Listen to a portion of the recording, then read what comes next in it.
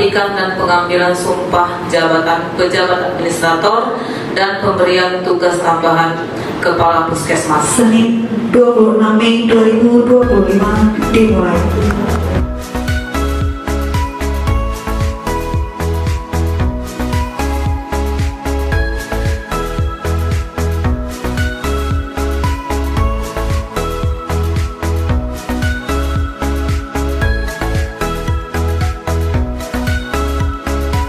Kedua, memberhentikan pegawai negeri sipil yang namanya tercantum dalam kolom 2. Allah, saya bersumpah Demi Allah saya bersumpah bahwa saya bahwa saya untuk diangkat pada jabatan ini akan memberi sesuatu kepada siapapun juga. akan memberi sesuatu kepada siapapun juga